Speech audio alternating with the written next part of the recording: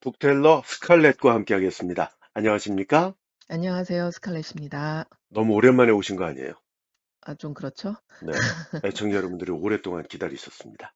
네, 감사합니다. 네. 어, 이 뭐 간격은 좀 멀어지더라도 그래도 늘 생각은 하고 계시는 거죠? 아, 그럼요. 늘 작품 고르느라 바쁩니다. 그러게 말입니다. 요즘 뭐 도서관 가시는 횟수가 부쩍 늘으셨다고. 네네. 네. 덕분에 아주, 네, 네. 우리 스칼렛을 변화시킨 것은 바로 우리 애청자 여러분들이시다. 라고 말씀드릴 맞습니다. 수 있겠습니다. 오늘 미야베 미유키 작가의 작품이네요. 네, 오늘 작품은 말하는 검이라는 작품입니다. 벌써 제목부터 심상치 않아요. 네, 말하는 검. 자, 본격적으로 소개를 해드리기에 앞서서 지금 좋아요 한 번씩만 꼭 눌러주시면 좋겠습니다. 다 듣고 좋아요 누르지 마시고 지금 바로 눌러주시면 좋겠습니다. 미야베 미유키 작가는 미미 여사로 그 별칭이 있을 정도로 우리나라에도 많은 팬들이 있지 않습니까? 맞습니다. 뭐 더 이상 설명이 필요 없는데 제가 흥미로운 걸 하나 알게 됐어요. 네, 이분이 어렸을 때부터 그 시대 소설과 대하 드라마를 좋아했던 아버지 덕에 많은 작품을 접했다고 해요. 네네, 맞습니다. 이게 조기 교육이 이렇게 중요하다. 이 네. 말하는 검은 어떤 소설일까요? 아, 이 말하는 검이 바로 그 시대물인데요. 어, 미미 여사의 초기작입니다. 이제 네. 1991년에 발표가 됐고, 이 작품은 중단편 4개의 작품이 실려 있는 단행본의 표제작이에요. 아, 그렇군요. 네, 에도 시대에 대한 시대물입니다. 예. 에도 시대물을 저희가 몇 편 다뤘단 말이죠. 네, 예. 이게 어떤 뭐 그 당시에 뭐 사람의 목숨을 간단히 뺏을 수 있는 그런 시기였기 때문에 함께 살아가는 사람들의 연대감이 매우 강한 네, 시대였다라고 작가가 직접 말을 하고 있지 않습니까? 네, 뭐 따뜻한 어떤 인간의 정, 뭐 이런 것들을 그리고 싶었다라고 얘기를 하고 있는 거고요. 에도 시대에 대한 이야기는 뭐 더 이상 설명드리지 않아도 될 것 같습니다. 네, 일본이 어떤 경제 문화적 번영을 이뤘던 그런 시기이고요. 요게 도서출판 북스피어에서 나온 네, 단편집의 표제작이고요. 2011년도에 나온 겁니다. 지금도 구매가 가능하시더라고요. 네, 네, 네, 예, 맞습니다. 요게 한 편만 들어있는 게 아니라 네 편이라고 하셨죠. 네, 네, 그러니까 다른 작품들도 읽기 원하시면 꼭 구입해서 읽어보시면 좋겠습니다. 최고은 선생님께서 옮기신 내용이고요. 요게 에도 시대 이야기다 보니까 좀 단어 설명이 필요한 게 있어요. 네, 맞습니다. 네, 이게 이제 말하는 검이다 보니까 이제 네, 칼에 대해서 좀 얘기가 많이 나오는데, 예, 와키자시라는 게 있습니다. 와키자식, 네, 와키자시라는 이제 칼의 종류인데 네, 이게 이제 4, 50cm 정도 되는 일본도의 일종이고 네, 이제 큰 검에 곁들여서 허리에 차는 작은 검 이렇게 아, 네, 좀 이해하시면 될 것 같고 우리가 그 긴 칼을 주로 생각을 하는데 네, 그 칼만 차고 있는 게 아니군요. 또 네, 작은, 그러니까 현대로 얘기를 하면은 그 총을 들고 있는데 소총을 들고 있는데 권총도 갖고 있는 맞습니다. 셈이라고 보면 되겠네요. 4, 네, 50cm는 단도라고 보기에는 좀 큰 거죠, 그죠? 네, 예. 그렇죠. 네. 그리고요, 그리고 이제 날밑이라는 날밑, 이제 네, 네, 날밑이라는 그런 용어가 이제 많이 나오는데 네, 저도 이 책을 읽으면서 이 날미치라는 거를 처음 알게 됐어요. 예, 근데 대부분 아실 거예요. 그렇지만 어, 이제 그 용어가 좀 날미씨라는 것을 몰랐다. 이렇게 아마 생각하시는 어. 분들이 많으실 것 그러니까 같은데, 당연히 본 적은 누구나 그렇죠. 본 적은 있지만 네네. 그걸 뭐라고 부르는지는 몰랐다. 몰랐다. 그게 네. 날밑이다. 네. 뭡니까? 어, 이제 긴 검을 이제 생각해 보시면 그 예, 칼날이 위에 있고 네, 맨 밑에 손잡이가 있잖아요. 그렇죠. 그러면 잡아야 그 되니까. 손잡이랑 칼날 사이에 네. 동그란 모양으로 이제 오, 막 문양이 새겨져 있는 게 알아요. 있어요. 네, 예, 네. 중간을 나눠주는 듯한 느낌? 예. 이제 손을 보호하려고 하는 건데 그 이름이 날미치라고 합니다. 우리나라 그 장군들이 네, 나를 따르라 하면서 딱 뽑아들 때 네, 손 바로 위에 그렇죠. 예, 동그란 이렇게 모양. 네, 동그라미 그게 네, 네, 멋있는 그걸 날밑이라고 합니까? 네, 네, 처음 알았네요. 네. 저도 그렇습니다. 이게 대부분 동그란 모양이고요. 네, 또 네모도 있고 뭐 있긴 다양한 있지만 모양들이 있기는 하다고 하더라고요. 예, 또 문양이 새겨져 있는 경우도 있고요. 네. 네, 와키자시하고 날밑 아, 요게 이런 걸 얘기하는 거구나. 이제 알고 들으시면 더 재밌겠죠. 네. 자, 등장인물들이 좀 많은데 주요 인물들만 좀 소개를 해주시죠. 네, 주인공 3남매라고 해야 되나요? 네, 로쿠조라는 인물이 나옵니다. 음, 주인공이고요. 네, 이분은 사실은 식당 시마이야의 이제 주인인데 예. 오카피키라는 직업을 갖고 있습니다. 아, 이게 그 당시에 뭐 경찰 같은 거 아닌가요? 뭐 이제 수사관? 예, 사실은 공직 관리, 그 음, 도신이라고 부르는 공직 관리가 있는데 예. 그 관리에 고용돼서 이제 아, 사건 수사나 범인 체포를 돕는 예. 평민 신분의 사설 수사관. 아, 네, 그러면, 한마디로 사설 탐정.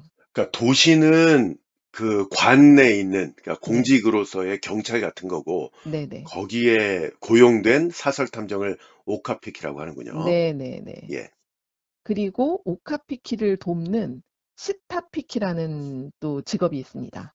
쉬타가 이게 아래 하자를 쓰는 게 아닐까 네네. 싶은데, 그럴 것 예, 같아요. 시타피키가 네, 바로 그 로쿠조의 남동생인 나오지가 예, 오카피키 밑에서 그러니까 형 밑에서 시타피키로 일을 합니다. 예. 그러니까 사설 탐정의 조수다 생각하시면 되겠고요. 네. 나오지, 동생 예, 나오지. 음, 그리고 또 로쿠조의 여동생 오하스가 나옵니다. 오하스, 네. 이 오하스는 약간 영험한 능력을 가지고 있어요.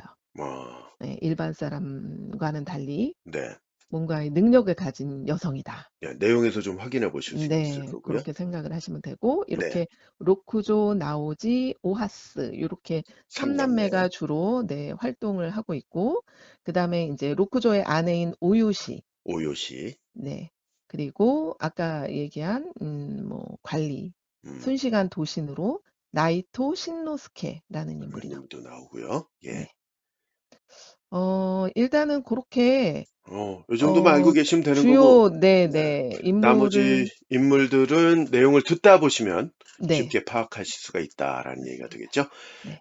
미야베 미유키 작가의 단편 말하는 검 줄거리 해설과 낭독 지금부터 시작합니다. 북텔러 스칼렛 님과 함께합니다. 부탁드리죠. 나이토 신노스케는 남부 마치부 교쇼 순시간 도시로 대릴사위입니다. 도시내 쥐꼬리만한 월급으로는 생활을 꾸려나기 어려운 데다가 얼마 전 장모가 눈병을 앓아 치료비로 거금이 나갔습니다.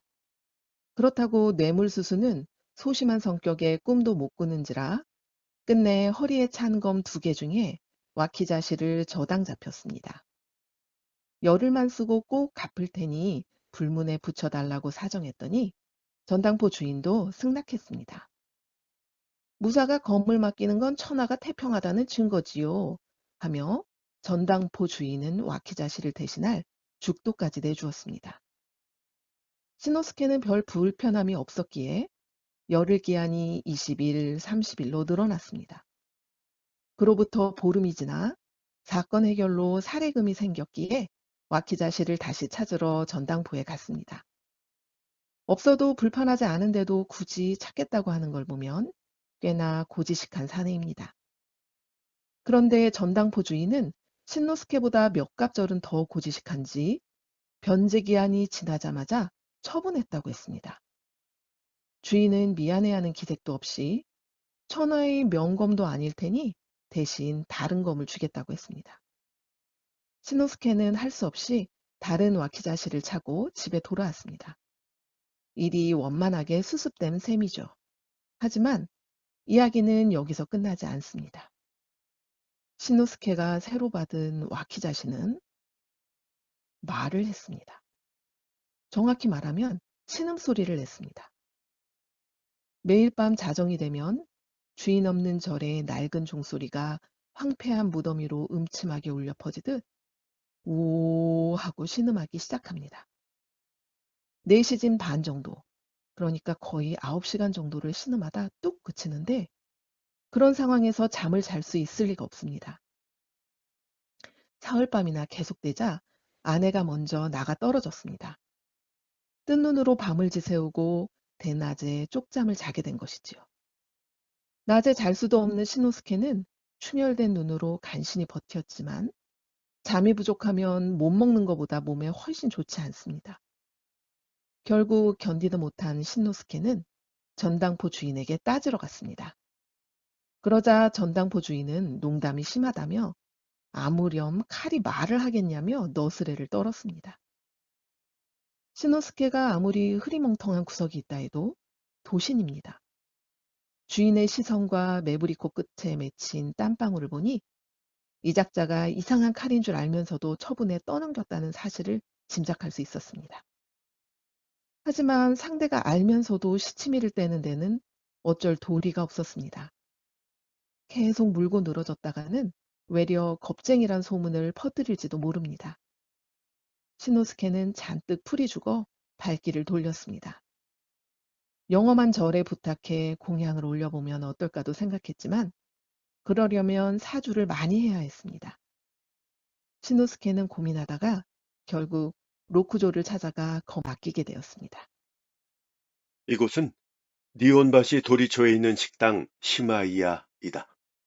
이곳 주인 로쿠조는 한갈 때는 항상 이 좁은 방에 붙어 있다. 공무를 맡아보는 오카피키 신분이라서 한가한 날은 거의 없지만 식당은 누이 동생인 오아스와 아내인 오요시가 함께 꾸려가고 있다. 로쿠조는 오아스와 남동생 나오지에게 검을 맡게 된 이유를 설명하면서 이 일을 맡아달라고 했다. 오아스가 검을 들어 찬찬히 살펴보았다. 새 검은 아닌 듯하지만 그리 오래 쓴 것 같지도 않았다. 검은 실로 장식한 검자루는 낡은 느낌이 들지 않았다. 오칠한 검집도 깨끗했지만 장식은 달려있지 않았다. 하몬도 수구하였다. 하몬이란 검날에 새겨진 다양한 무늬를 뜻하는데 물결무늬나 낙타의 혹을 붙여놓은 무늬 등 여러 가지다. 그리고 수구하란 것은 그 무늬가 거의 일직선인 경우를 말한다. 또 구리로 만든 날밑, 즉 검날과 검자루 사이에 끼워 손을 보호하는 도검장구에도 장식 하나 없다. 전체적으로 우직하고 투박한 느낌의 검이다. 겐노쿠, 즉 1688년부터 1704년 그 사이 때부터 지금까지 검은 본래의 목적에서 벗어나 대부분 감상용, 수집용, 예술품으로 만들어졌다. 무사뿐만 아니라 부유한 상인들도 호화로운 검에 돈을 쏟아 부으며 자랑을 해야 됐던 것이다. 물론 천하가 태평했기 때문에 이런 검을 만들 수 있었던 것이다. 나중에 다시 무기로서의 검이 부활하지만 이 무렵은 아직 평온한 시대였다. 와카자시만 만들었으면 조금 더 공을 들였을 텐데 다들 도공의 이름이 궁금했다. 하지만 그걸 보려면 자루를 뽑아야 하니까 일단 내일로 미루고 오늘 밤은 대체 이 검이 무슨 말을 하는지 들어보기로 했다. 신노스케는 검의 말을 알아듣지 못했지만 말이다. 오아스는 종이를 반으로 접어서 그 사이에 칼날을 넣고 비스듬히 기울여 당겼다. 이러면 장난감 칼로도 종이를 자를 수 있다. 하지만 종이는 멀쩡했다. 흡사 바느질할 때 쓰는 자로 종이를 자르려 하는 것 같았다. 오아스는 조심스레 손가락으로 만져보았지만 마찬가지였다. 여하튼 밤중에 검이 말할 때까지 기다려 보기로 했다. 이윽고 밤이 되자 우 하는 목소리가 들렸다. 검은 분명히 신음하고 있었다. 한 번, 두 번, 비가 추적추적 내리는 밤에 들개들이 왈왈 짖듯이 죽어가는 이를 황천에서 불러들이려고 우물 바닥을 향해 외치듯이 귀를 막아도 애원하듯이 손가락 사이를 비집고 우 하는 신음이 들려왔다. 실제로는 4시즌 반 정도였지만 하룻밤처럼 느껴질 만큼 긴 시간이 지난 뒤 부들부들 떨며 길게 꼬리를 끌고는 마지막으로 신음하고 나서야 검은 입을 다물었다. 다들 무슨 말인지는 알아들을 수가 없었지만 오하스 혼자서 입을 반쯤 벌리고 이웃에 사는 누구누구가 사랑의 도피행을 벌였다는 소문이라도 들은 듯 길고 가느다란 눈을 부릅뜨고 있었다. 오아스는 이내 정신을 찾은 듯이 말문을 열었다. 그건 신음이 아니라 말이었어요, 말. 자기 말을 알아들으면 기오로시 강키스에 있는 고사키 마을의 사카우치 고타로한테 전해달래요. 호랑이가 날뛰고 있다. 호랑이가 날뛰고 있다. 몇 번이고 그렇게 말했어요. 이튿날 아침 일찍 노지는 신노스케에게 와키자시를 떠넘겼던 전당포에 찾아갔습니다. 주인인 기치조는 물에 빠져 죽은 너구리처럼 퉁퉁한 얼굴의 중년 사내로 살갑기는 했으나 방심할 수 없는 구석이 있었습니다. 나오지는 형인 로쿠저처럼 높은 분의 명을 받들어 공무를 맡아보는 신분은 아니었습니다. 본업은 정원사로 쉴 새 없이 돌아다녀야 하는 직업이었죠. 그러다 보니 시정의 다양한 소문과 사람을 접할 수 있었고 자연스레 시타피키 일을 하게 되었습니다. 시타피키는 오카피키 밑에서 그들을 돕는 자를 말합니다. 관원은 아니더라도 사람들에게 인정받는 오카피키와는 달리 시타피키는 표면적으로 다른 직업을 가지고 시타피키임을 숨기는 사람이 많습니다. 나오지는 전당포 주인에게 그 와키자시를 원래 주인에게 돌려줬으면 좋겠다는 이야기를 전하자 주인은 마지못해 와키자시를 저당 잡힌 인물을 가르쳐 주었습니다. 그 사람은 유시마요 코마치에 사는 나가야의 관리인인데 맡긴 건 정월 마지막 날이었지만 칼이 말을 하기 시작한 건 괴기스런 일이 일어난 후라고 했습니다. 주인도 그 칼이 무슨 소리를 하는지는 알지 못했습니다. 그 무렵 바쁜 아침 장사를 막 마친 오아스는 손을 깨끗이 씻고 옷매무새를 단정히 한 다음 정자한 상태로 검을 들었습니다. 조심스럽게 검집을 벗겨 밝은 빛에 비추어 보니 칼날이 아름답게 반짝 빛났습니다. 칼의 문외한이라 다름없는 오아스도 이 검의 아름다움은 이해할 수 있었습니다. 검자루를 빼서 들어보니 아내의 7년 2월 길일이라고 적혀 있었고 뒷면에는 구니노부라는 이름만 있었습니다. 이 검을 왜 고사키 마을의 사카우치 고타로라는 인물에게 전해달라고 하는 것일까 의아해하며 와키자시를 다시 검집에 넣었습니다. 게다가 일본에는 지금껏 호랑이가 살았던 적은 없었습니다. 병풍이나 공예품 속에서는 찾아볼 수 있지만 옛날 이야기도 아니고 그림 속에 호랑이가 빠져나와 날뛴다는 이야기는 들어본 적이 없었습니다. 그런데다가 내 말을 알아들으면 이라는 말이 묘하게 신경 쓰였습니다. 지금까지 이 검의 말을 알아들은 사람은 오아스 하나뿐이라는 사실에 뭔가 책임감이 느껴졌습니다. 깊은 생각에 잠겨 있을 때 갑자기 급하게 뛰어오는 발소리와 동시에 오요시가 부르는 목소리가 들렸습니다. 화들짝 놀란 오아스가 뒤를 돌아보자 뜰에서 맨발로 뛰어 돌아온 남자와 눈이 딱 마주쳤습니다. 17에서 18쯤 되었을까? 기모노 앞섬이 흐트러진 데다 머리도 헝클어지고 입에 거품까지 물고 있었습니다. 남자가 오른손에 아직 피가 달라붙은 비수를 쥐고 있다는 사실을 알아챘을 때 이미 상대는 짐승 같은 소리를 내며 오아스에게 달려들고 있었습니다. 그 후로 무슨 일이 일어났는지는 오아스도 알지 못했습니다. 검수를 배운 적 없는 오아스가 눈 깜짝할 새에 와키자시를 뽑더니 번뜩이는 하얀 칼날을 휘둘러 날아오는 비수를 막아냈고 비수는 쨍소리를 내더니 두 동강이 났습니다.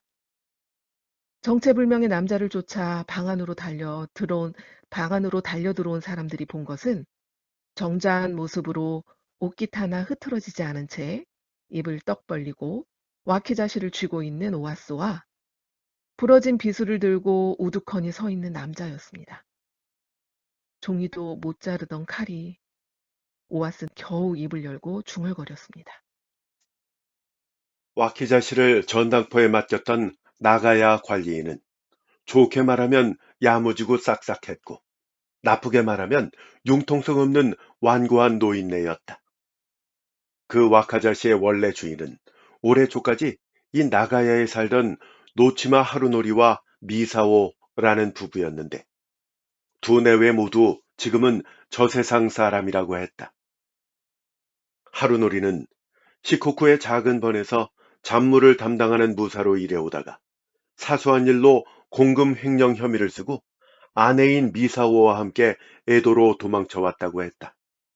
그런데 한 달 전 결국 추격자한테 소재를 들켜서 목숨을 잃었다.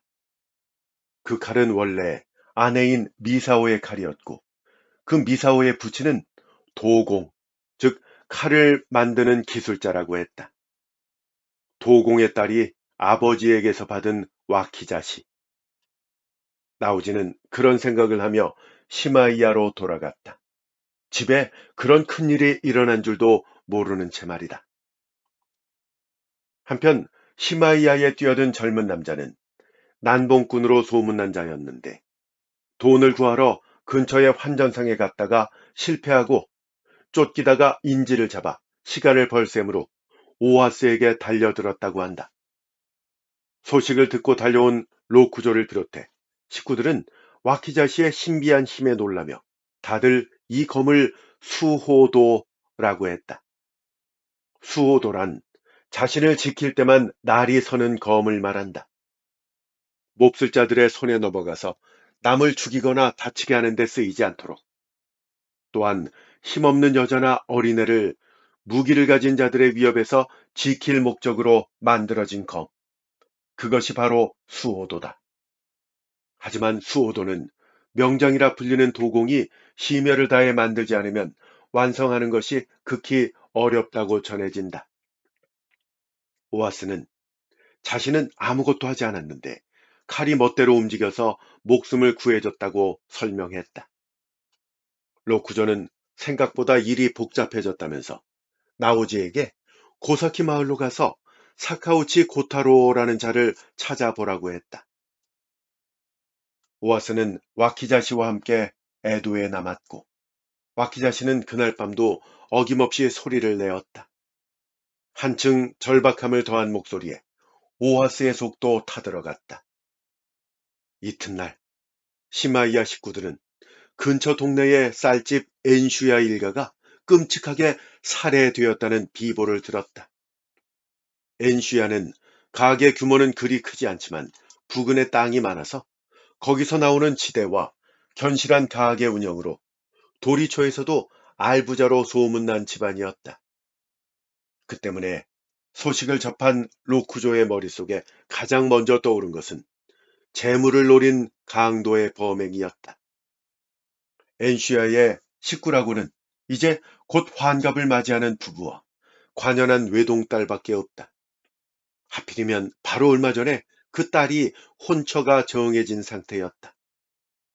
항상 새벽같이 일어나서 가게 문을 열던 엔슈야 부부가 문을 안 열었길래 이상하다 싶어서 이웃 콩조림 가게 노인이 집에 들어갔다가 무덤에서도 잊지 못할 광경을 목격하고 만 것이다. 방문턱에 쓰러져 초점 없는 눈으로 올려다보는 엔슈야 하치베의 머리와 그 너머로 창에 매달린 채 숨을 거둔 부인과 외동딸의 무참한 시체가 보였다.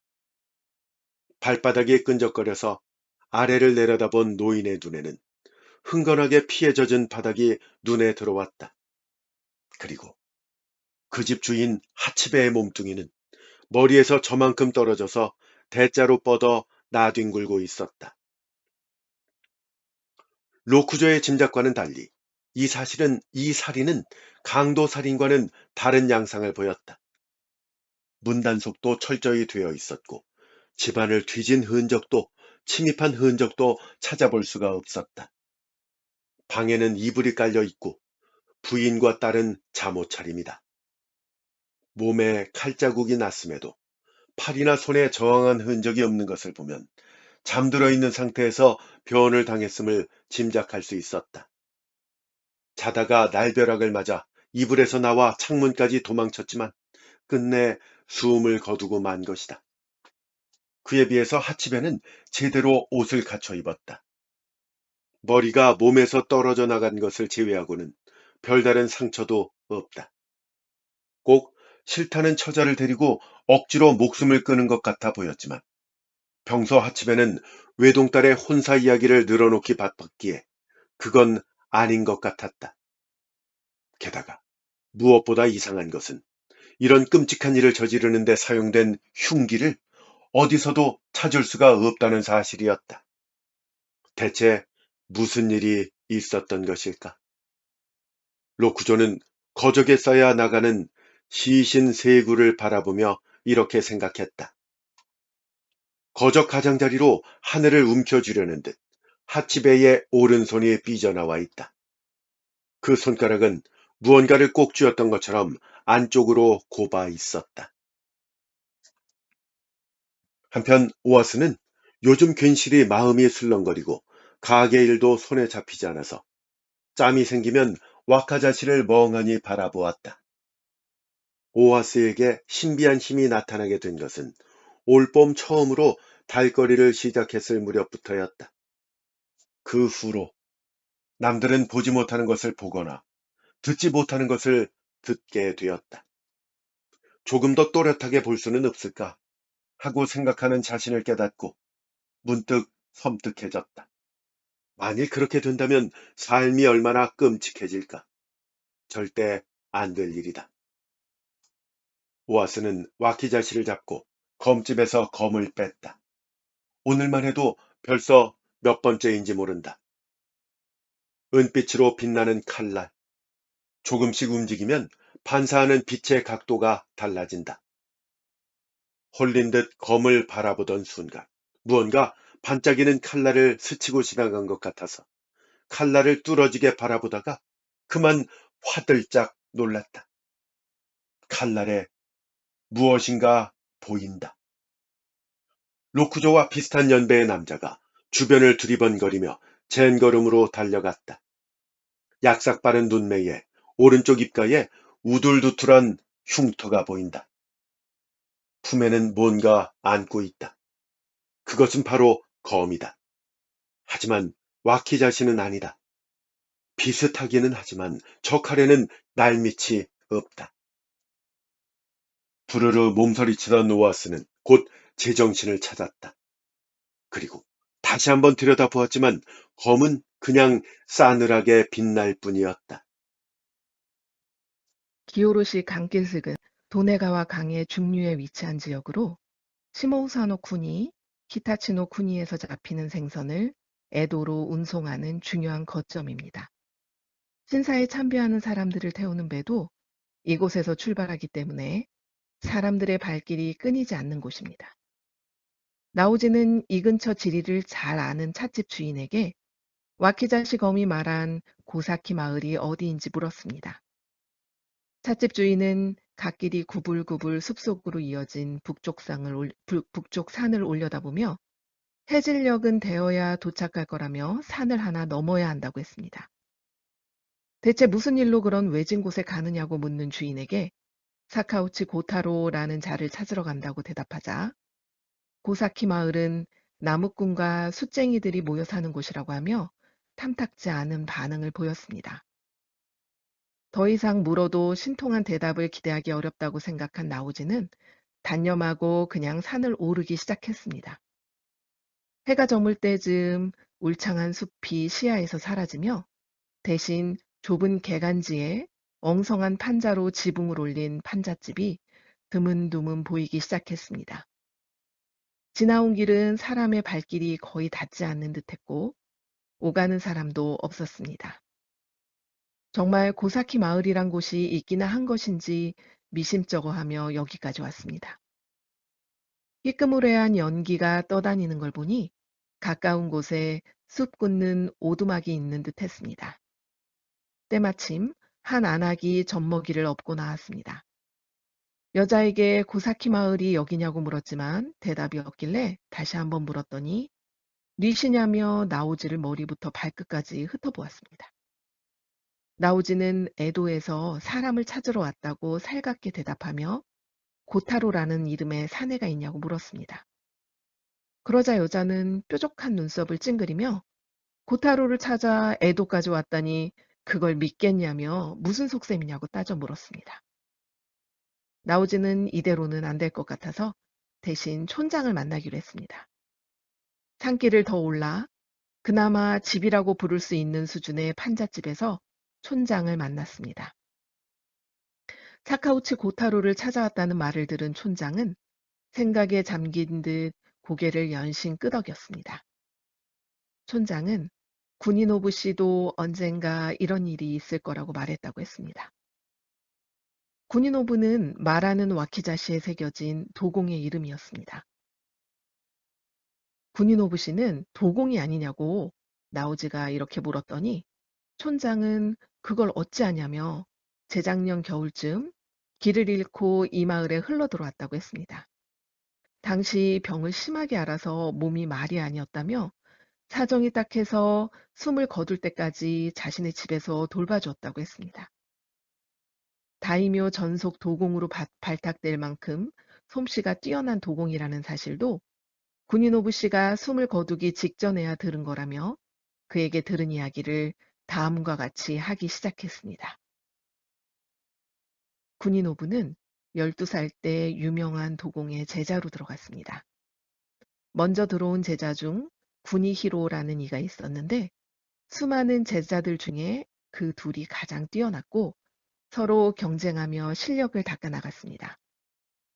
두 사람은 친동기간처럼 우애 있게 지냈는데 군인오부는 구니히로의 솜씨가 옥이라면 자신은 돌이라며 자신도 언젠가는 옥이 될 날이 오리라 믿고 묵묵히 수련을 쌓았습니다.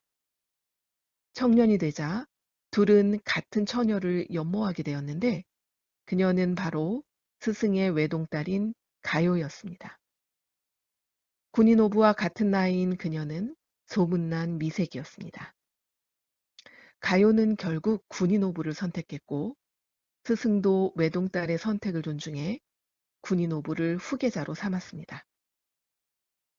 군인오부가 가요에게 왜 옥이 아니라 돌의 솜씨를 가진 자신을 선택했냐고 묻자 가요는 구니히로도 구니히로의 칼도 항상 날이 서 있는 것처럼 무섭다고 했습니다. 스승 역시 비슷한 말을 했는데 구니히로의 칼에는 자비심이 부족하다며 아무리 아름답고 날카로워도 그 칼은 이 세상에 존재할 가치가 없다고 했습니다. 구니히로는 뜻밖의 상황에도 그다지 동요하는 기색은 없었지만 조금씩 그의 내면에서 무언가가 무너지기 시작했습니다. 결국 군인오부와 가요의 혼례식 날밤 구니히로는 자신이 직접 만든 와키자시를 들고 난입하여 스승과 신부, 제자 3명 등 5명을 무참히 베었습니다. 새 신부는 간신히 목숨을 구했지만 오른쪽 뺨에 평생 지워지지 않는 흉이 남았습니다. 실성한 구니히로는 쫓아온 마을 사람들과 군인오부를 향해 피로 얼룩진 검을 들고 악을 썼습니다. 똑똑히 기억하거라. 내 목숨은 끊어져도 이 칼은 남는다. 하늘 아래 영원히 머물며 나를 알아주지 않았던 이 세상 모든 것에 너 같은 자들에게 재앙을 내리며 계속 피를 부을 것이다. 넌 앞으로 그 광경을 두 눈으로 똑똑히 보고 괴로워하며 살아가야 할 것이야. 저주의 말을 남기고 구니히로는 날카로운 칼날을 목덜미에 대고 한바탕 웃은 뒤에 스스로 목숨을 끊었습니다. 둘로 나뉜 머리와 몸뚱이, 그리고 오른쪽에 꼭 쥔 와키자시가 풍덩 소리를 내며 강으로 떨어지고 나서도 그 웃음소리는 꼬리를 끌며 사람들의 등골을 오싹하게 만들었습니다. 참극이 일어난 뒤 군인오부는 마음을 다잡고 도공으로 살아갔지만 딸 미사오가 태어난 지 1년쯤 지나 가요는 시름시름 앓다가 22 젊은 나이에 세상을 떴습니다. 장례가 끝나기도 전에 성 안에서 기괴한 살인사건이 일어났습니다.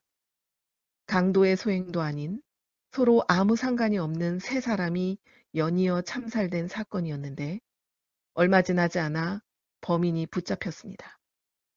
조사 결과 살인에 사용된 검이 구니히로의 와키자시라는 사실이 밝혀졌는데 그 칼을 어떻게 손에 넣었는지는 알아내지 못했습니다.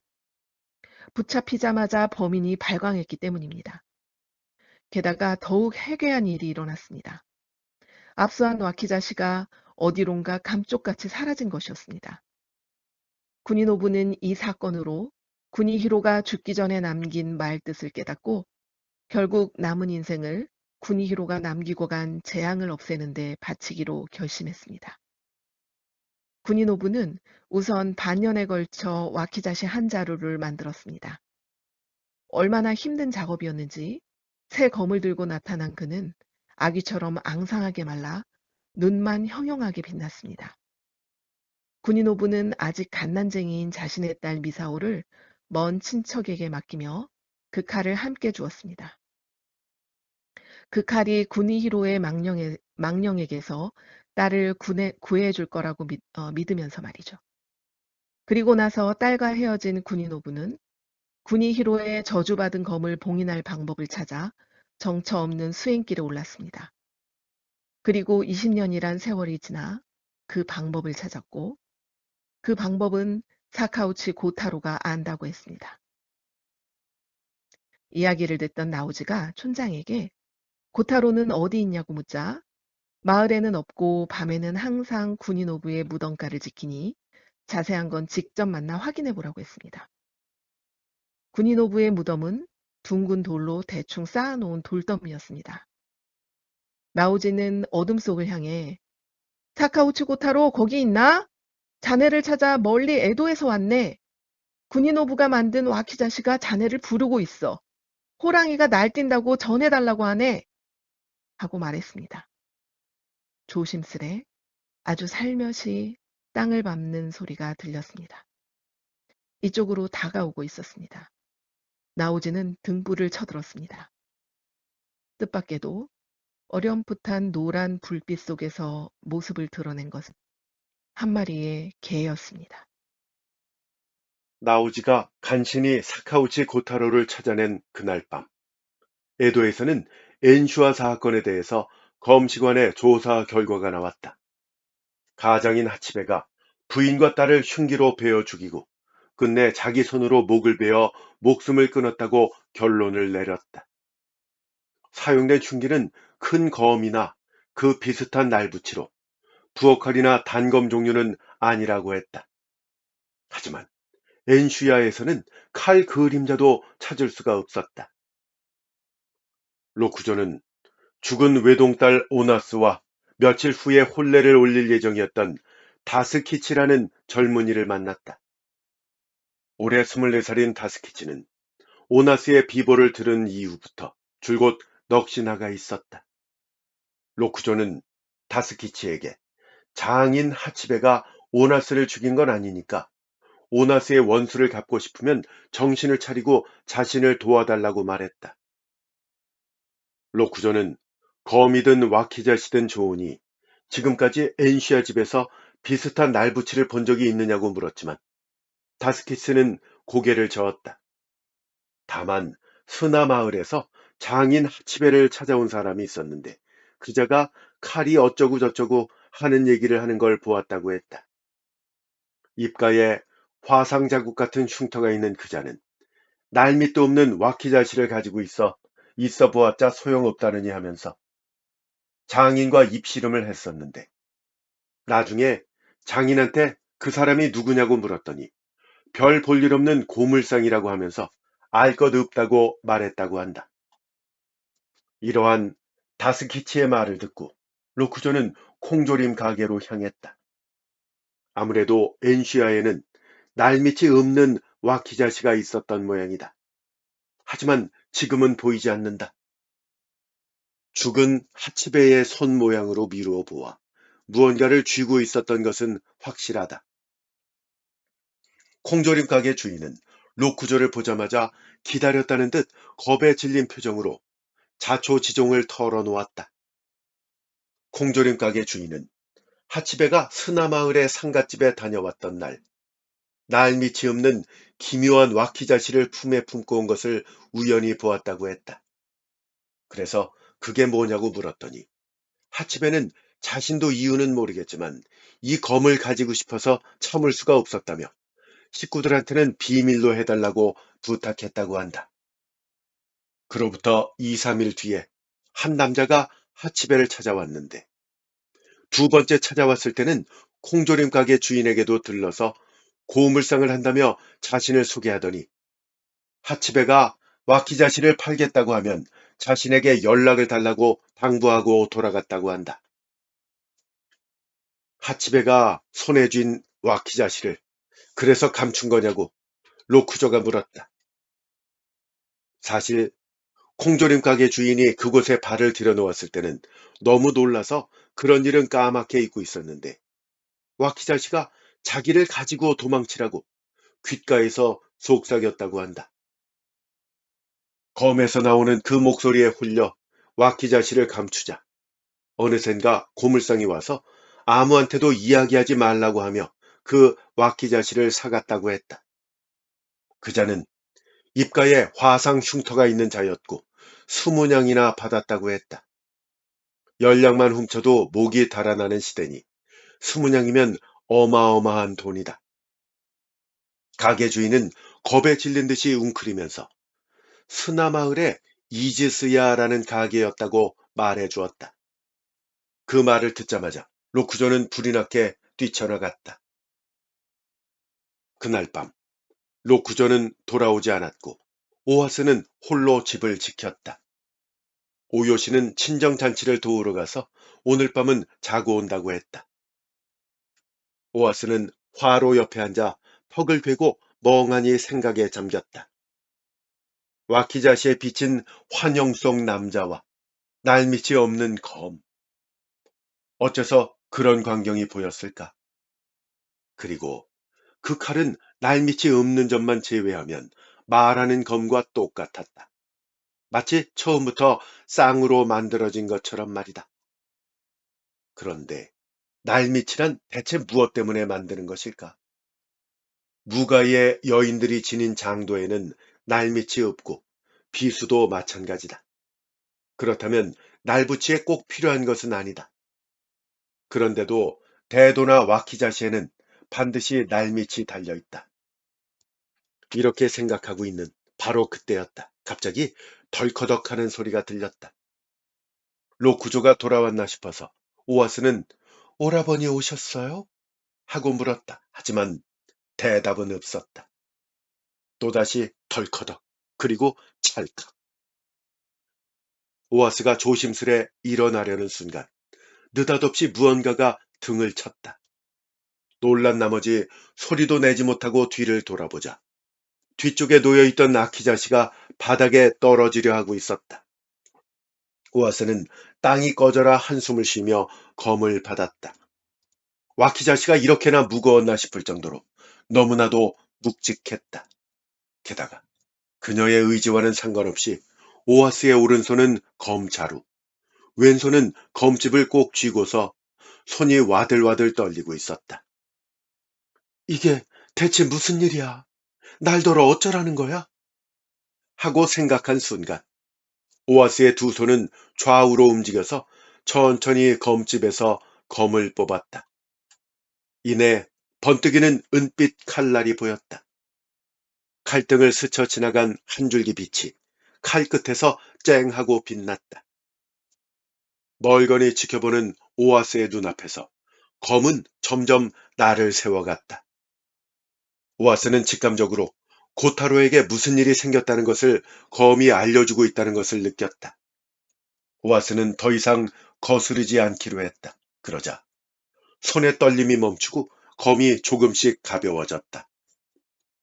오아스는 하얗게 빛나는 칼날에 이마를 대고 조용히 기다렸다. 나오지는 고타로 앞장 세우고 서둘러 미로 같은 산길을 내려가기 시작했습니다. 고타로는 당연하다는 듯 나오지 앞에 서서 터벅터벅 산길을 내려갔고 나오지의 눈에는 희미한 등롱 불빛을 받아 빛나는 고타로의 은빛 등만이 보일 뿐이었습니다. 고타로는 덩치가 작은 개였지만 쫑긋한 키와 검은 털이 섞인 정수리가 고든 심지와 용맹스러움을 드러내고 있었습니다. 나오지의 부름을 듣고 나타난 고타로는 저울질하듯 그를 보더니 곧 군인호부의 무덤 뒤를 봤고 그 속에서 낡은 가죽 주머니를 입에 물고 돌아오더니 앞장서 걷기 시작했습니다. 고타로를 데리고 돌아가면 무슨 일이 벌어질까 생각에 잠기며 걸어가던 순간 갑자기 발소리가 들렸습니다. 여러 명의 낙엽 밟는 발소리가 또렷하게 들리자 고타로가 나지막하게 으르렁댔습니다. 무방비하게 소리를 내는 것으로 보아 경험이 없는 자들일 거라는 짐작이 들었습니다. 나오지가 어둠 속에서 무슨 일이냐고 소리치자 등 뒤에서 우리는 당신이 아니라 고타로에게 볼 일이 있다고 하는 대답이 들려왔습니다. 그들은 마을 사람들이었습니다. 이대로 고타로를 데려갈 수는 없다며 그 녀석은 괴짜 영감의 개인데 왜 이런 들깨를 찾아 애도에서 여기까지 왔냐고 소리쳤습니다. 당신들이야말로 고타로가 물고 있는 가죽 주머니를 노리는 거 아니냐고 나오지가 되물었습니다. 대답이 없는 걸로 보아 전곡을 찌른 모양이었습니다. 나오지는 자신이 애도에서 이런 데까지 온 것도 다 이 꾀죄죄한 개와 저 가죽 주머니 때문이라고 말하고는 손에 든 등롱을 엉뚱한 방향으로 던져 그들을 유인했습니다. 두 놈을 쓰러뜨리고 나머지 놈들이 우왕좌왕하는 틈을 타 고타로에게 도망쳐! 라고 소리쳤습니다. 등 뒤에서 놈들이 쫓아왔습니다. 퇴로가 막히기 전에 얼른 도망쳐야 합니다. 내달리는 나오지 옆으로 고타로가 따라붙었습니다. 하지만 다음 순간 펑 소리와 함께 오른팔에 통증이 왔습니다. 총에 맞은 것이었죠. 다행히 살짝 스친 정도였습니다. 고타로에게는 멈추지 말고 가라고 소리치며 근처에 있는 덤불에 몸을 숨겼습니다. 나오지는 녀석들이 이렇게까지 하면서 손에 넣으려고 하는 저 가죽 주머니 안의 물건이 무엇인지 너무 궁금해졌습니다. 나오지는 무사라면 누구나 가지고 다니는 지팡이 칼을 품 안에서 꺼냈습니다. 말이 지팡이 칼이지 칼날은 없습니다. 대신 자루를 잡고 휘두르면 한자 정도 늘어나는 떡갈나무 지팡이인데 끝에 납이 달려 있어서 잘만 명중시키면 상대를 죽이거나 다치게 하지 않고서도 잠시 움직임을 막을 수 있습니다. 화약 냄새가 점점 다가오고 있습니다. 어둠 속에서 숨소리가 울려 퍼집니다. 나오지는 숨소리가 곁으로 다가오길 기다렸다가 지팡이를 힘껏 휘둘렀습니다. 다시 한 발 총소리가 들렸고 불꽃이 번뜩였습니다. 재빨리 고개를 숙인 나오지의 귀에 쨍 하는 소리가 들렸습니다. 총알이 무언가에 부딪혔다 튕겨나가는 소리였습니다. 설마 그럴 리가. 금세 다른 총알이 날아오자 왼손에 쥔 지팡이가 점점 무거워지며 반사적으로 올라가더니 지팡이에 불꽃이 번쩍였고 튕겨나간 총알이 뒤에 있는 나무에 박혔습니다. 총알을 튕겨내는 것인가? 나오지의 왼손을 잡아 끌듯 지팡이가 총소리가 난 방향을 돌아보았고 다음 순간 믿을 수 없게도 지팡이는 하얗게 빛나기 시작했습니다. 흡사 시마이아에 남겨두고 온 와키자시처럼 하얀 칼날이 허공을 가릅니다. 나지막한 비명소리와 함께 두 동강난 화승총이 뒤쪽 언덕으로 굴러 떨어졌습니다.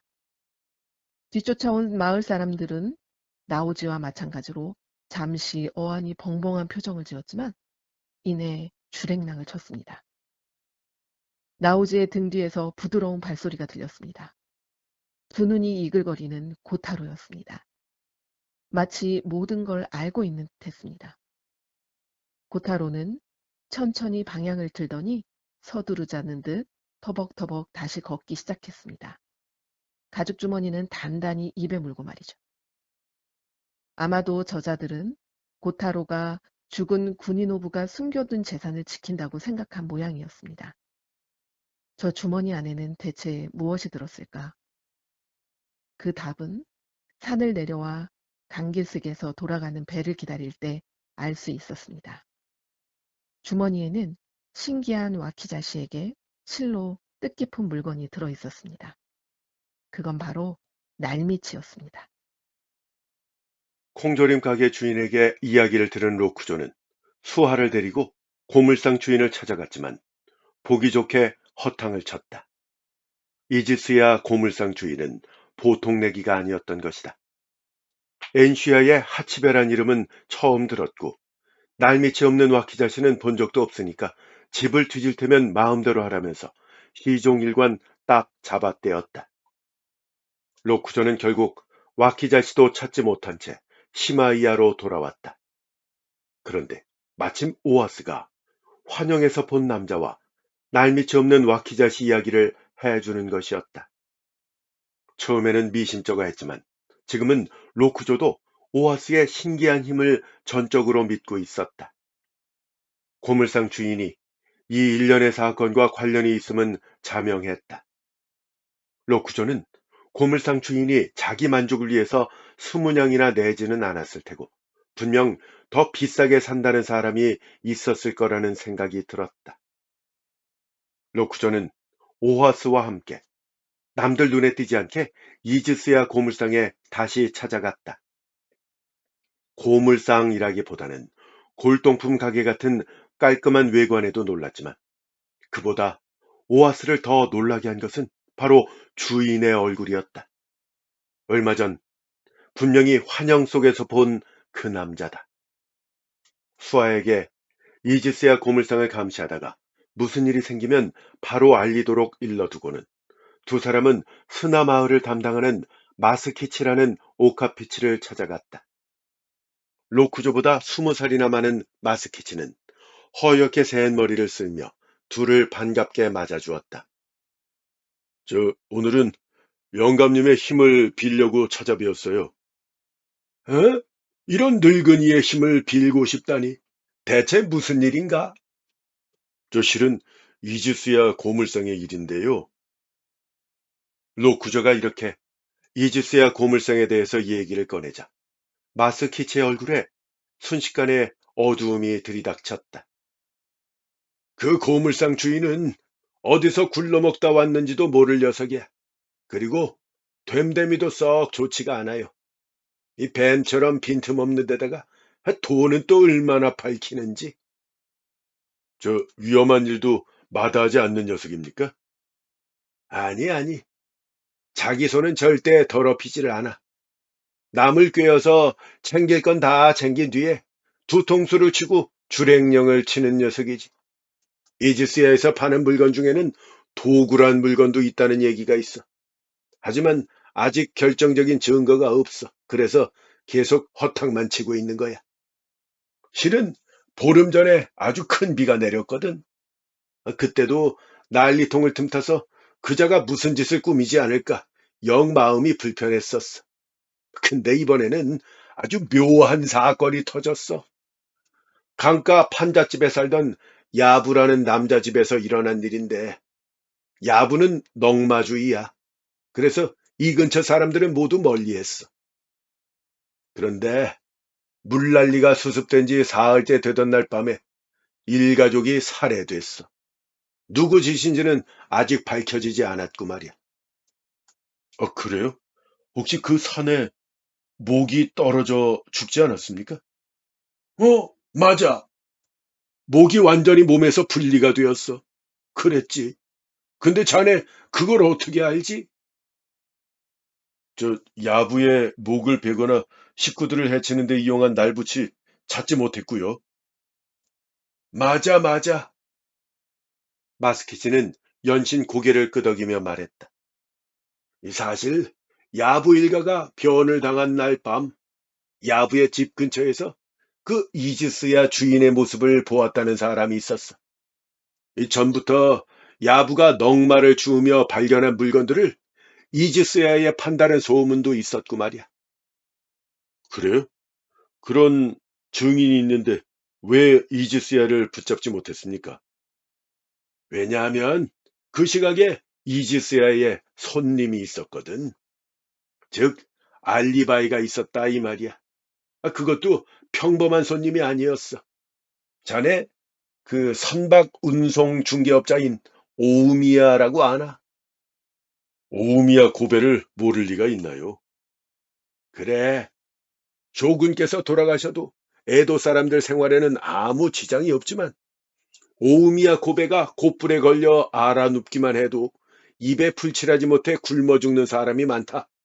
이런 얘기가 있을 정도지. 그 오우미야 말이야.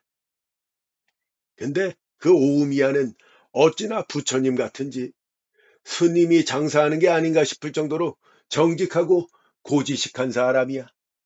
하지만 취미가 하나 있어. 자네 그 취미가 뭔지 알겠나? 취미라. 혹시 칼을 수집합니까? 허허, 용케도 알아냈구만. 맞아. 칼을 수집하는 것이 취미야. 오우미야 저택에는 칼만 모아놓은 호화로운 방이 있다더구만. 좋은 칼이 있으면 돈을 아끼지 않고 사들인다고 들었어. 아, 큰일이다. 옆에서 둘의 이야기를 듣던 오아스는 날밑이 없는 와키자시가 바로 호랑이라는 것을 깨달았다. 저렇게 날뛰는 것을 보면 분명하다.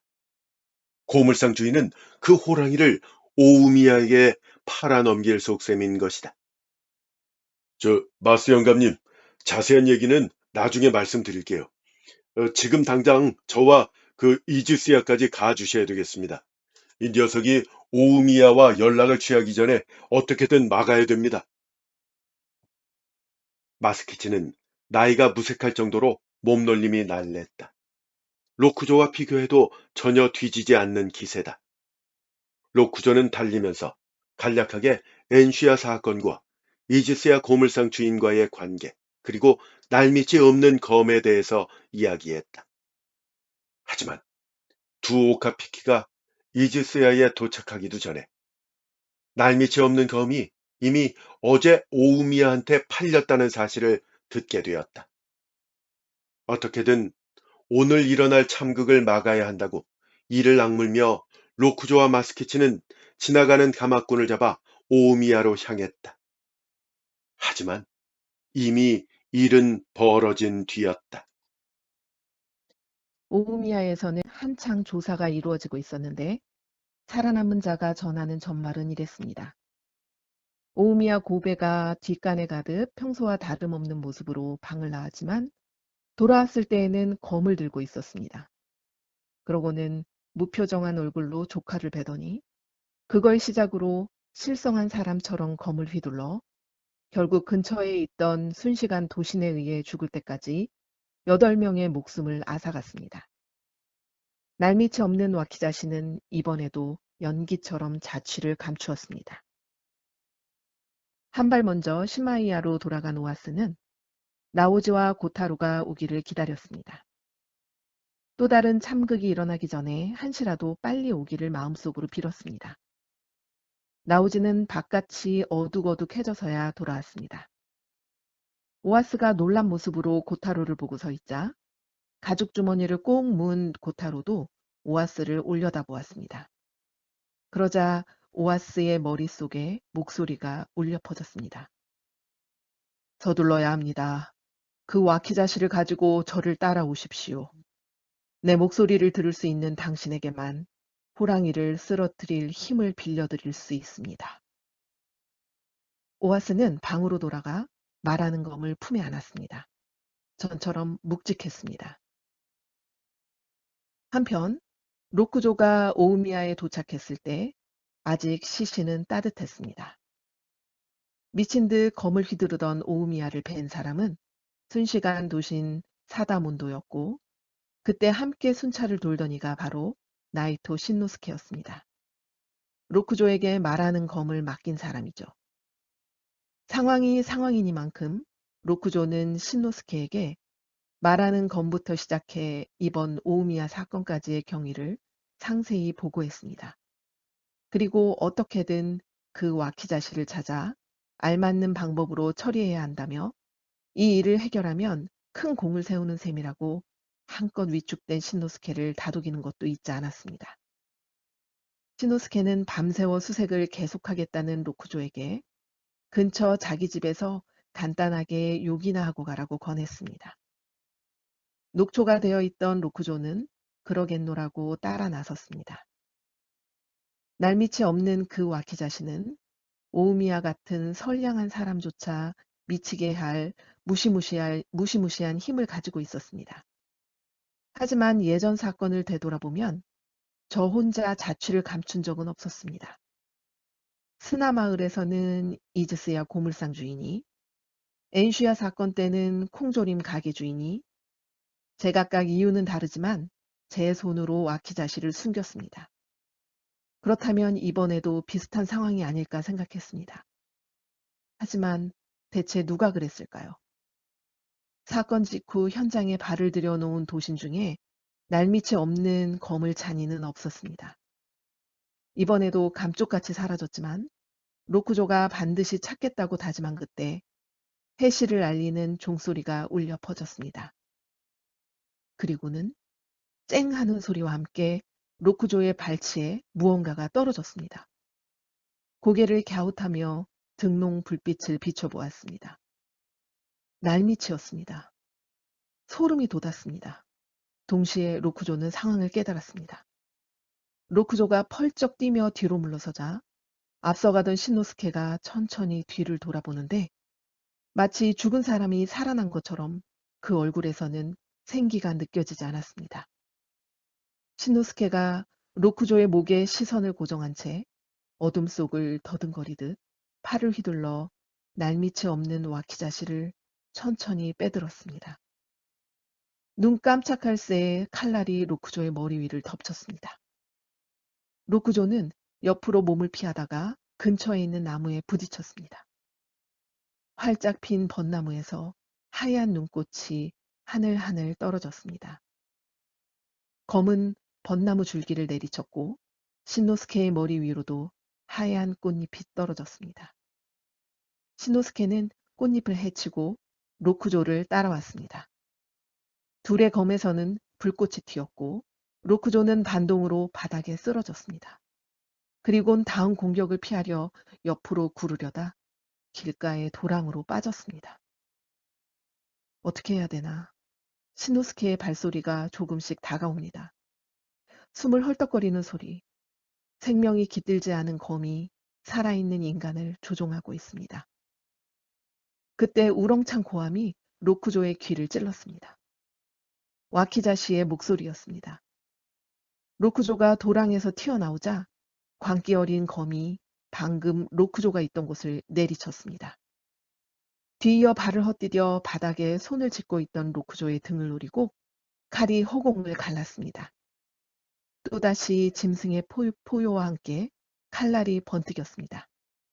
젠장. 이를 악물며 로쿠조는 눈을 질끈 감았습니다. 묵직한 충격과 함께 로쿠조는 바닥에 나동그라졌습니다. 하지만 믿기지 않게 살아 있었습니다. 눈을 뜨자 개가 보였고 온몸의 털을 곤두세우고 이를 드러낸 채 로쿠조 대신 신노스케와 대치하고 있었습니다. 대체 어떻게 된 일일까? 흐린 눈으로 주변을 둘러보자 두 동생의 모습이 보였습니다. 한다름에 달려온 나오지는 로쿠조를 일으켜 부축했고 홀로 조금 떨어진 곳에서는 오아스는 말하는 검인 구니노부의 와키자시를 들고 서 있었습니다. 눈은 고타로의 움직임을 쫓고 있었죠. 고타로는 신노스케를 서서히 몰아붙이더니 한 차례 짚고 나서 천천히 반원을 그리며 거리를 좁혔습니다. 신노스케는 고타로를 노려보며 발을 질질 끌면서 뒷걸음질했습니다. 구니노부. 신노스케의 앙다문 입에서 핏방울이 떨어지듯 목소리가 새어나왔습니다. 한눈에도 알 수 있듯 구니히로의 와키자시는 그에게 목숨을 잃은 자뿐 아니라 조종당하는 자까지 해치는 물건이었습니다. 도신 신노스케는 순식간에 병자처럼 쇠약해져 손에 든 와키자시가 힘없이 흔들렸습니다. 고타로는 그것에서 시선을 떼지 않은 채 조금씩 거리를 좁히며 신노스케의 등 뒤로 파고들었습니다. 오아스는 와키자시의 검집을 꼭 쥔 채 고타로의 움직임을 지켜보고 있었습니다. 고타로는 이곳까지 오아스와 나오지를 인도해 준 것입니다. 구니히로의 와키자시가 어디 있는지 알고 있던 것이죠. 똑똑이 두 눈으로 본 것처럼 헤매지 않고 여기까지 오아스를 데려왔습니다. 오아스를 부른 목소리는 어쩌면 못다 이룬 뜻을 고타로에게 넘기고 세상을 뜬 군인오부의 목소리였는지도 모릅니다. 오아스가 처음에 들었던 목소리와 같은 목소리가 들렸습니다. 내 목소리가 들리는 자여, 오직 당신만이 끝낼 수 있습니다. 신노스케가 짐승처럼 으르렁대며 검을 휘둘렀습니다. 고타로! 오아스의 목소리에 신노스케가 고개를 들었습니다. 오아스가 있다는 걸 눈치챈 것이었죠. 그 순간 고타로는 펄쩍 뛰어올라 신노스케의 그림자 위, 달빛을 받아 또렷하게 드리워진 미친 와키자시의 그림자 위에 착지했습니다. 지금까지 괜히 이리저리 움직인 게 아니었습니다. 이 순간을 노렸던 것이죠. 그러자 날카로운 소리를 내며 신노스케가 신음했습니다. 이것이 고타로의 힘, 구니히로가 남긴 광기에 대항할 수 있는 힘이었습니다. 갑자기 쨍하는 소리가 났습니다. 이번에도 날밑이 떨어지는 소리였습니다. 하지만 이번에는 고타로가 물고 있던 가죽 주머니 속의 날밑이었습니다. 그와 동시에 오아스의 머릿속에 목소리가 울려 퍼졌습니다. 자, 어서 배! 내가 사람을 벤다고? 사람을 베야 한다고? 오아스는 망설였지만 이내 손에 든 군인오부의 와키자시에 끌리듯 앞으로 나왔습니다. 걸음을 내디딘 순간 신노스케의 모습은 사라졌고 대신 그 자리에 서 있는 건 충혈된 눈에 입가를 일그러뜨린 악귀 같은 사내였습니다. 와키자시는 그를 향해 날아갔고 오아스는 눈부신 빛에 눈을 질끈 감았습니다. 신노스케의 비명이 귀를 찌른 순간 와키자시를 쥔 손에 격렬한 충격이 느껴졌습니다. 군인오부의 와키자시가 오아스의 손을 떠나 은빛 호를 그리며 바닥에 떨어졌고 곧이어 신노스케가 들고 있던 구니히로의 검이 하늘 높이 튕겨나갔습니다.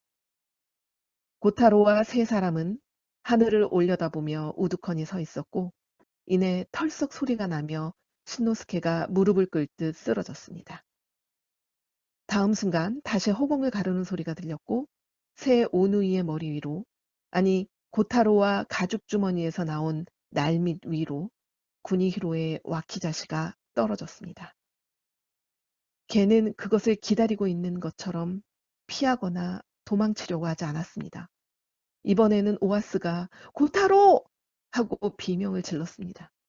하지만 비명이 전부 튀어나오기도 전에 칼은 고타로를 꿰뚫고 바닥에 박혔습니다. 칼자루가 희미하게 좌우로 흔들리다 멈췄습니다. 고타로의 모습은 어디에도 없었습니다. 칼을 집으려던 오아스는 화들짝 놀랐습니다. 날밑이 달려 있었기 때문입니다. 칼자루를 꼭 쥐고 당기자 별다른 저항 없이 바닥에서 쑥 빠졌습니다. 칼은 가벼웠고 칼날은 방금 전과 달리 흐릿한 빛을 내뿜고 있다가 그 빛조차 점점 흐려졌습니다. 녹슬고 있었던 것입니다. 그 자리에 있던 모든 사람이 그 광경을 지켜보았습니다. 멍하니 바라보던 오아스의 눈에 검신에 새겨진 호랑이가 들어왔습니다. 이빨을 드러낸 거대하고 으스스한 머리 둘 달린 호랑이였습니다.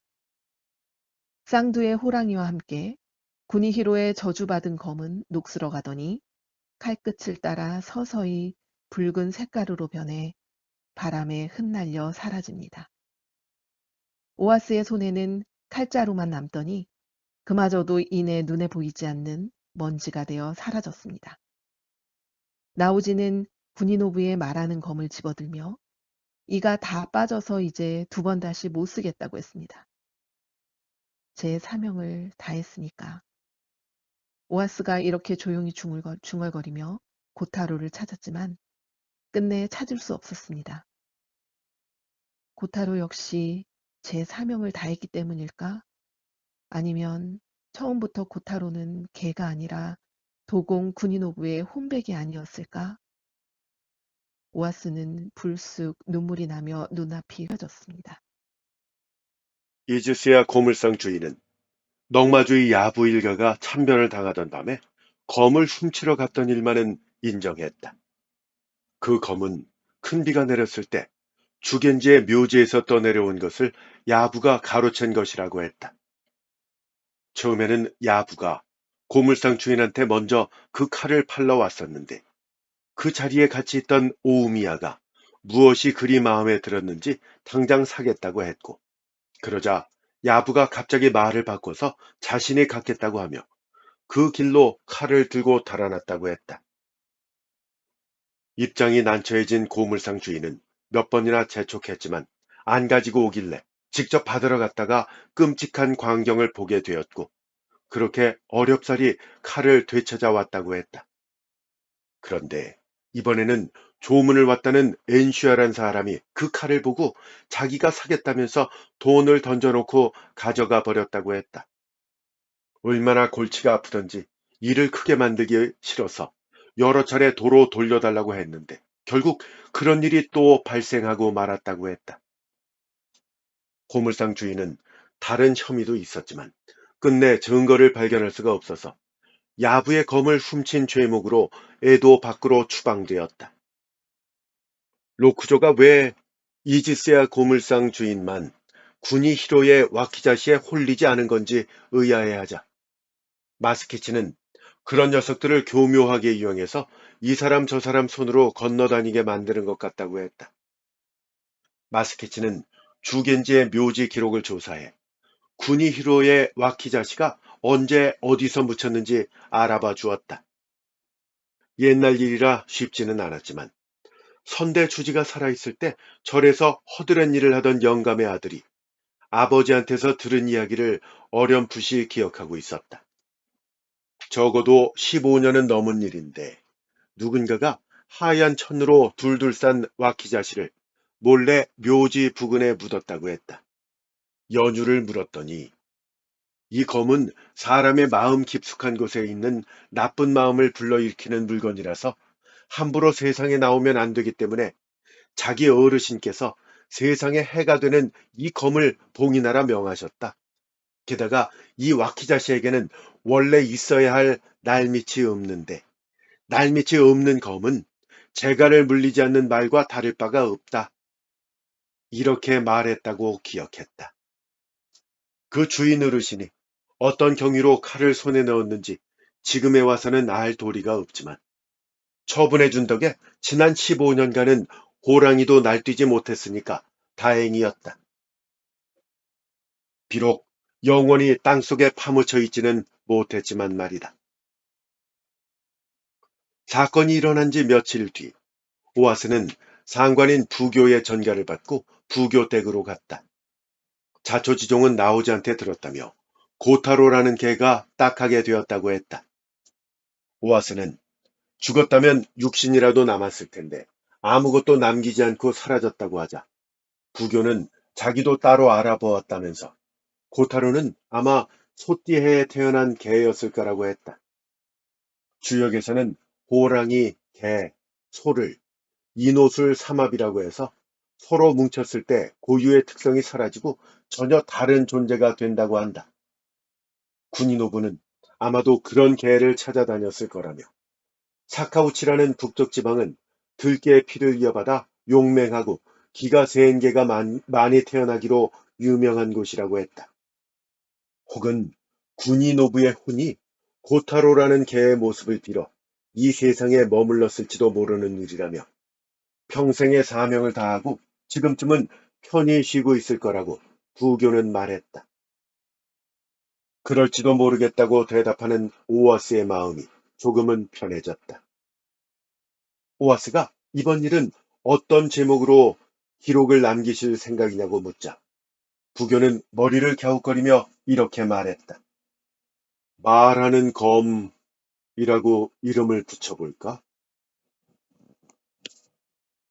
네, 소설은 여기까지예요. 네. 제일 마지막 부분에 이 말하는 검이라는 제목의 유래가 나오네요. 네. 네, 알고 보니까 이 오아스도 직업이 있었던 거네요. 그죠? 부교 밑에서 음, 일을 돕는. 네네, 그 뭐, 부교가 뭐 이렇게 사건 기록도 남기고 뭐 이런저런 일을 하는 모양인데 이 사건을 또 기록으로 남겨뒀고요. 네. 이 삼남매가 아주 뭐 잘 맞네요, 죽이.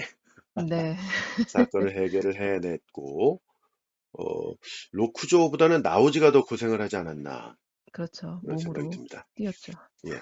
뭐 내용은 그 복잡하기 이를 데가 없는데 네. 이거를 스칼렛이가 아주 잘 정리를 해주셨어요.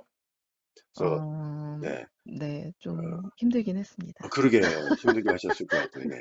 아니, 그런 말씀 하시라고 제가 여쭤본 거예요. 말을 꺼낸 겁니다. 네, 용어도 그리고 좀 낯설었고요. 네.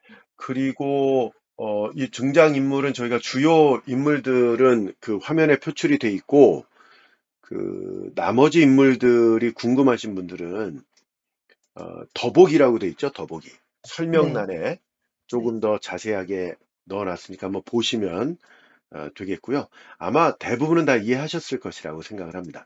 네, 저는 무엇보다 놀랐던 게 이 작품이 말이죠. 그 미미 네, 여사의 초기작 1991년에 발표가 됐다고 했잖아요. 네, 네. 근데 어떤 자료를 좀 찾아보니까 데뷔 전에 써놨던 작품들도 있다라고 하더라고요. 네. 그러면은 이분이 그 27살 때 그 우리들 이웃의 범죄 그리고 이제 추리소설 신인상을 타면서 데뷔하지 않았습니까? 네. 그러면 27살 되기 전에 이런 복잡한 플롯과 내용과 이런 것들을 다 만들었다는 거 아니겠어요? 이분이 23살 때부터 소설을 쓰기 시작했다는 얘기가 네. 있어요. 그러니까 네, 그 데뷔하기 전에 써놨다고 하면 그 23세부터 27세 사이에 썼다는 거 아니에요. 네, 그렇죠. 우리는 그 나이 때 뭐 하고 있었을까요? 놀고 있었죠. 역시 훌륭한 작가는 떡잎부터 알아보는구나 음, 라는 생각이 들었습니다. 네, 이렇게 재밌고 또 흥미로운 소설 소개해 주셔서 감사합니다. 감사합니다. 다음번에 또 어떤 소설 준비하고 계신 게 다음, 있나요? 이번 게 이제 약간 네. 시대의 극이었다면 네. 다음은 조금 좀 색깔이 다른 현대극. 그런 것들, 네, 한번 네, 좋습니다. 해보려고 합니다. 이게 스칼렛이가 고른 작품은 우리 애청자분들 사이에서는 좀 뭐라고 표현할까? 흥행 보증 수표랄까? 조회수 보증 수표라고 할까? 어, 네, 이게 심혈을 감사합니다. 기울여서 고르신 작품이라는 걸 다 아시는 것 같아요. 아, 네. 네, 알아주시니 좀 힘이 나네요. 그렇죠. 자, 지금 다 방송 들으셨으니까 재밌게 들으셨으면 좋아요 좀 눌러주시고 또 이게 공유가 가능해요. 이 작품 재밌다. 다른 사람들한테 좀 그 전해줘야지 하면 요즘 뭐 카톡이라든가 뭐 메신저 또 SNS를 통해서 공유도 가능하니까 많이 해주시면 감사하겠고요. 그리고 감상 댓글을 남겨주시면 스칼렛이가 시간이 허락하는 한 최대한 빨리 네, 답글을 달아드리니까 그런 소통의 장으로도 한번 만들어 보시면 좋겠습니다.